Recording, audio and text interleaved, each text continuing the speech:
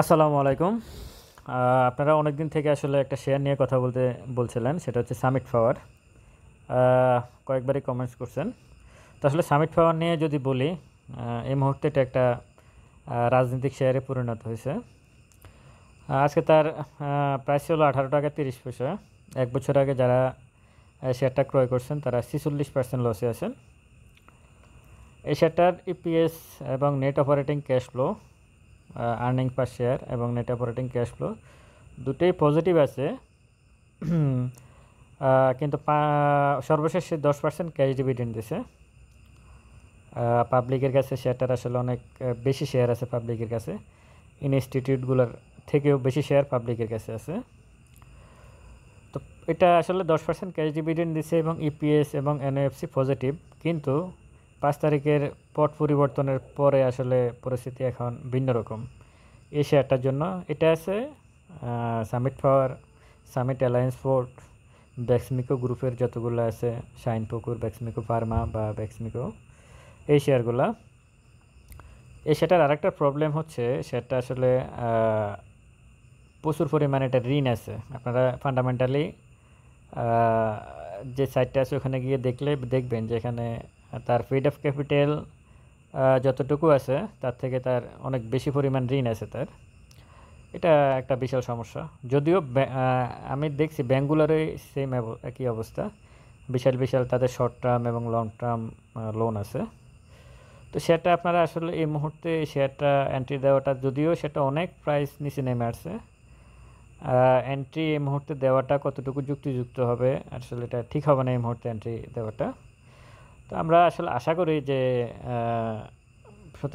এখন পরিস্থিতি ভিন্ন রকম, কিছুদিন পর হয়তো এটা একটু ভালো হতে পারে। আচ্ছা, সেটা নিয়ে আরেকটু কথা বলি আমি, গ্রাফস নিয়ে একটু পরে বলি। সেটা নিয়ে বলতে চাচ্ছি, এই শেয়ারটার অনেকগুলা ইয়ে আছে, কি বলে, তাদের প্ল্যান্ট আছে বাংলাদেশে বিভিন্ন জায়গায়। আপনারা ফান্ডামেন্টাল যে জায়গায় ডাটা আছে ওখানে নিচে গেলে সবুজ রঙের একটা ইয়ে দেখবেন, লেখা দেখবেন সামিট পাওয়ারের। ওখানে ক্লিক করলে আসলে কোথায় ওদের প্ল্যান্টগুলো আছে এগুলো আপনারা জানবেন।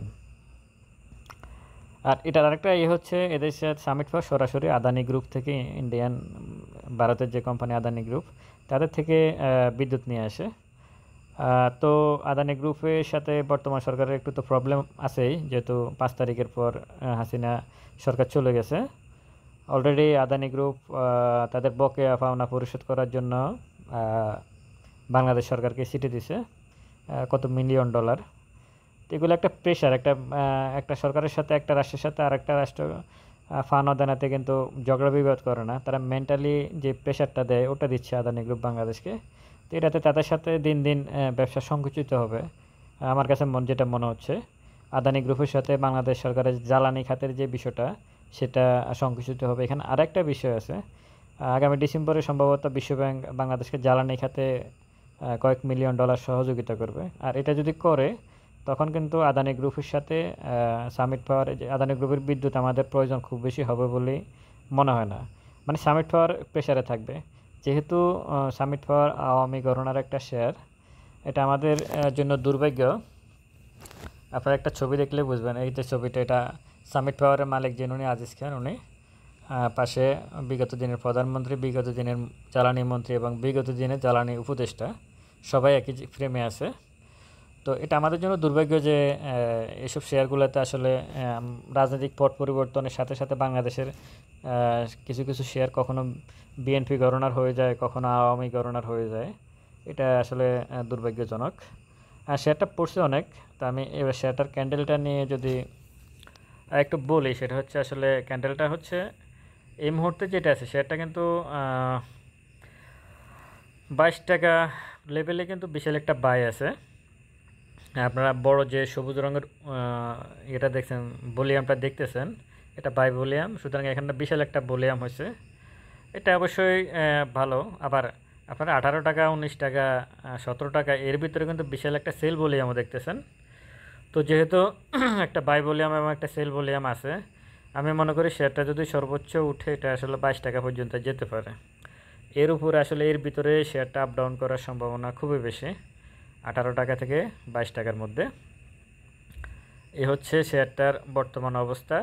তবে আমি নতুন বিনিয়োগকারী যারা তাদেরকে বলবো কয়েকটা শেয়ার যদি আপনারা অ্যাভয়েড করে চললে ভালো হয়, তার মধ্যে এই শেয়ারটাও আছে। এগুলো সরাসরি বলা ঠিক না, কিন্তু তারপরেও বলতেছি, কারণ এই শেয়ারটা সব কিছু ভালো ছিল বিগত দিনে। শেয়ারটা খুবই ভালো একটা শেয়ার, খুবই ভালো শেয়ার, কিন্তু বর্তমান মানে পরিস্থিতির আলোকে শেয়ারটা আসলে